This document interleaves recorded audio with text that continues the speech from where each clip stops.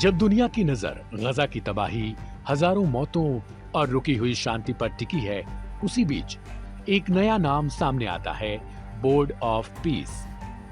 यह कोई संयुक्त राष्ट्र नहीं है, न कोई पारंपरिक अंतर्राष्ट्रीय संगठन, बल्कि यह एक ऐसी पहल है जिसे अमेरिका के राष्ट्रपति डोनाल्ड ट्रंप ने आगे बढ़ाया।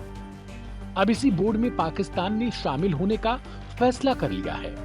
सवाल यह नहीं कि पाकिस्तान शामिल हुआ या नहीं, असली सवाल यह है कि क्यों शामिल हुआ, किस कीमत पर और इसका मतलब क्या है। गुरुवार को दावोस में हुए आधिकारिक कार्यक्रम में पाकिस्तान के प्रधानमंत्री शाहबाज शरीफ इस बोर्ड ऑफ पीस के मंच पर नजर आए। उनके साथ पाकिस्तान के सेना प्रमुख भी मौजूद थे। यह तस्वीर अपने आप में यह संकेत थी कि यह सिर्फ कूटनीतिक नहीं बल्कि रणनीतिक फैसला है। अमेरिका ने भारत, पाकिस्तान और कई देशों को इस बोर्ड में शामिल होने का न्योता दिया था। भारत ने अभी तक कोई साफ जवाब नहीं दिया, लेकिन पाकिस्तान ने तुरंत हामी भर दी। पाकिस्तान के विदेश मंत्रालय ने इसे गजा में युद्ध विराम, मानवीय मदद और पुनर्निर्माण की दिशा में व्यावहारिक कदम बताया। सुनने में यह फैसला शांति के पक्ष में लगता है, लेकिन यहीं से विवाद शुरू होता है। पाकिस्तान के भीतर इस फैसले को लेकर तीखी प्रतिक्रिया देखने को मिली। आलोचकों का मानना है कि पाकिस्तान दशकों से फिलिस्तीन के साथ खड़ा रहा, अंतर्राष्ट्रीय मंचों पर इसराइल का विरोध करता रहा और संयुक्त राष्ट्र के जरिए समाधानों की बात करता रहा। लेकिन अब वही पाकिस्तान एक ऐसे बोर्ड का हिस्सा बन चुका है जिसमें इसराइल भी शामिल है और जिसे संयुक्त राष्ट्र के विकल्प के तौर पर भी देखा जा रहा है। सवाल उठता है, क्या यह पाकिस्तान की पारंपरिक विदेश नीति से पीछे हटना है?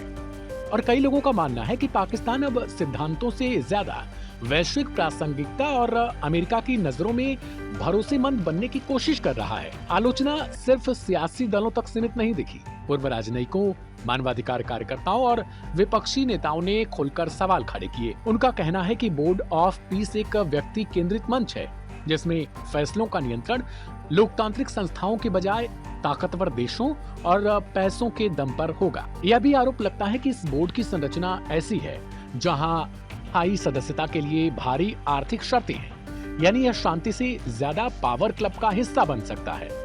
कुछ लोगों ने इसे औपनिवेशिक सोच का नया रूप बताया, जहां युद्ध के बाद गजा की व्यवस्था बाहर से तय की जाएगी बिना फिलिस्तीनी जनता की सहमति के। हालांकि पाकिस्तान सरकार और उसके समर्थक इसे अलग नजरिए से देखते हैं। उनका तर्क है कि आज की दुनिया में सिर्फ नैतिक भाषणों से कुछ हासिल नहीं होता। अगर आप टेबल पर बैठे हैं तभी आप बात रख सकते हैं। उनके मुताबिक बोर्ड में शामिल होकर पाकिस्तान गजा के भविष्य पर होने वाली बातचीत का हिस्सा बन गया है और वह फिलिस्तीनी हितों की बात अंदर से अब उठा सकता है। सरकार का भी कुछ ऐसा ही कहना है कि तटस्थ रहकर अब विकल्प नहीं है, क्योंकि वैश्विक राजनीति में जो दिखता नहीं वह गिना भी नहीं जाता। अब यह पूरा घटनाक्रम पाकिस्तान अमेरिका के रिश्तों की बड़ी तस्वीर भी पेश कर रहा है। हाल के सालों में पाकिस्तान को आर्थिक संकट, सुरक्षा चुनौतियों और अंतर्राष्ट्रीय दबावों का सामना करना पड़ा। ऐसे में अमेरिका के साथ रिश्ते सुधारना, अंतर्राष्ट्रीय वित्तीय संस्थाओं में समर्थन हासिल करना और वैश्विक मंचों पर स्वीकार्यता बढ़ाना मौजूदा हुकूमत की प्राथमिकता बन चुकी है। इसी क्रम में ट्रंप को नोबेल शांति पुरस्कार के लिए नामित करने से लेकर बोर्ड ऑफ पीस में शामिल होने तक के फैसले सामने आए। लेकिन इतिहास यही बताता है कि पाकिस्तान अमेरिका रिश्ते हमेशा स्थिर नहीं रहे। आज की नजदीकी कल की दूरी में बदल सकती है।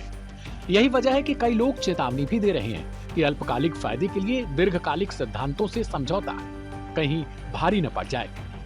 सवाल अब भी कायम है, क्या पाकिस्तान शांति के लिए एक नया रास्ता चुन रहा है या सिर्फ ताकतवर को खुश करने की नीति पर चल पड़ा है? इसका जवाब शायद आने वाले समय में गजा की जमीन पर वैश्विक राजनीति के मंच पर साफ होगा।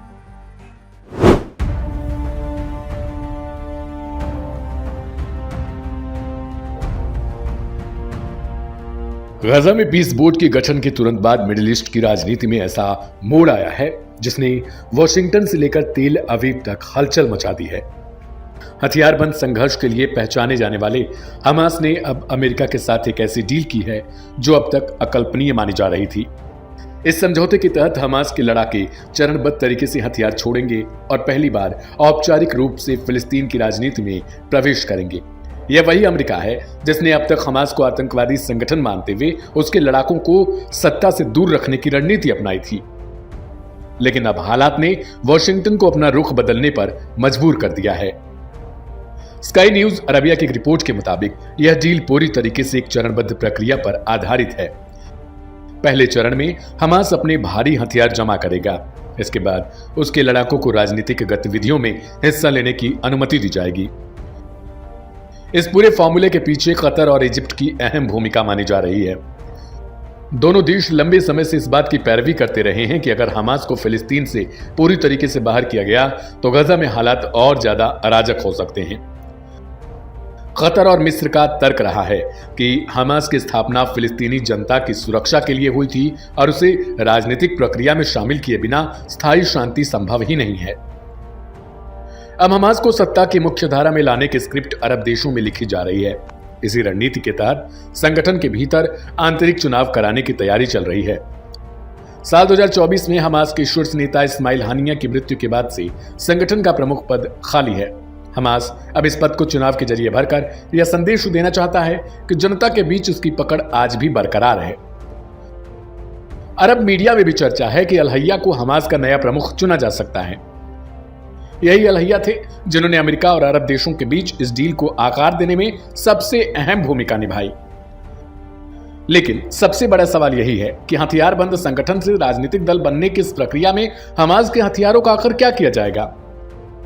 इस्राइल डिफेंस फोर्सेस यानी आईडीएफ के आकलन के मुताबिक इस वक्त हमास के पास करीब 6000 रॉकेट मौजूद हैं।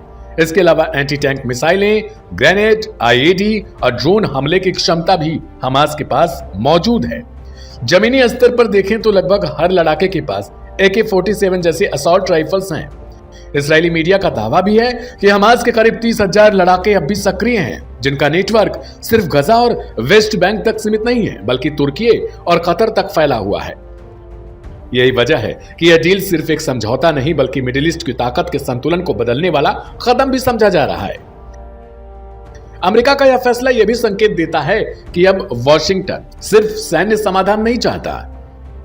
आने वाले दिनों में यह साफ हो पाएगा कि हमास सच में हथियार छोड़कर राजनीति का रास्ता अपनाता है या यह समझौता सिर्फ वक्त खरीदने की एक रणनीति साबित होता है। इतना तय है, गजा की लड़ाई अब बंदूकों से निकलकर बैलेट बॉक्स की तरफ फिलहाल बढ़ती दिखाई दे रही है।